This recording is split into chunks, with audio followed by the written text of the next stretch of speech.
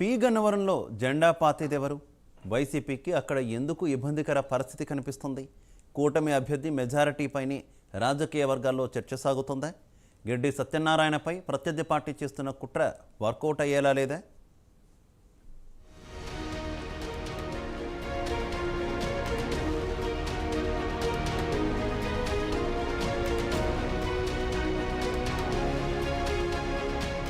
P గన్నవరంలో రాజకీయం రసవత్తరంగా మారిపోయింది. ఇక్కడ కూటమి తరపున జనసేన గిడ్డి సత్యనారాయణను బరిలో దింపింది. టీడీపీ, బీజేపీల మద్దతుతో గిడ్డి సత్యనారాయణ మరింత బలపడ్డారు.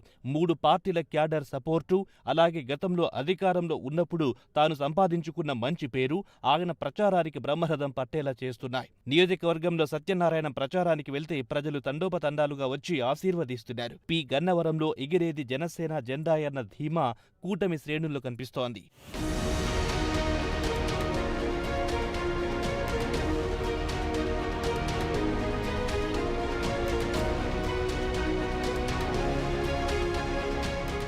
గిడ్డి సత్యనారాయణ వివాదరహితుడు, అందరిని కలుపుకుని వెళ్లే మనస్తత్వమున్న నాయకుడు కావడంతో ఆయనకు టీడీపీ, బీజేపీ క్యాడర్ త్వరగా కనెక్ట్ అయ్యారు.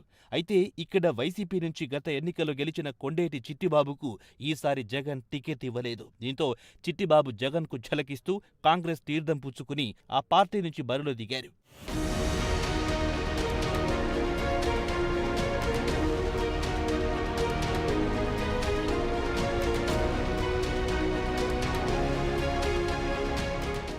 కొండేటి చిట్టిబాబు పార్టీ నుంచి బయటికి వెళ్లిపోతూ చాలా మంది వైసీపీ కార్యకర్తలను, తన అనుచరులను తనతో పాటు తీసుకెళ్లిపోయారు. కనీసం 5 నుంచి 7,000 ఓట్లు వరకు చిట్టిబాబు చీల్చే అవకాశం ఉందని రాజకీయ పరిశీలకులు చెబుతున్నారు.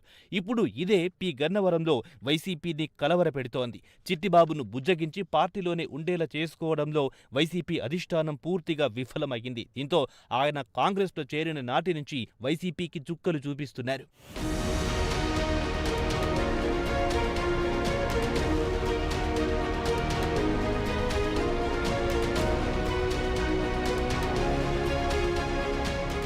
చిట్టిబాబు కాంగ్రెస్ నుంచి పోటీ చేస్తుండటంతో ఓట్లు చీలి జనసేన కూటమి అభ్యర్థి గిడ్డి సత్యనారాయణకు లాభం చేకూరనుందని రాజకీయ పరిశీలకులు చెబుతున్నారు. ఇప్పటికే కూటమి పార్టీల బలంతో దూసుకుపోతున్న గిడ్డికి ప్రత్యర్థుల మధ్య ఓట్లు చీలితే భారీ మెజార్టీ దక్కడం ఖాయమని రాజకీయ పరిశీలకులు చెబుతున్నారు. అయితే ఈ నేపథ్యంలోనే గిడ్డి దూకుడుకు ఎలాగైనా అడ్డుకట్ట వెయ్యాలని ప్రత్యర్థులు భారీ కుట్రకు తెరతీశారు. గిడ్డి సత్యనారాయణ అని పేరు కలిగిన 3 వ్యక్తులను తీసుకొచ్చి పి గన్నవరంలో నామినేషన్ వేయించారు. వాలంటీర్లు సేకరించి ఇచ్చిన డేటా ఉంది కదా, ఏ ఊరిలో ఏ పేరుతో ఏ మనుషులున్నారో వారి దగ్గర డేటా అంతా ఉంది.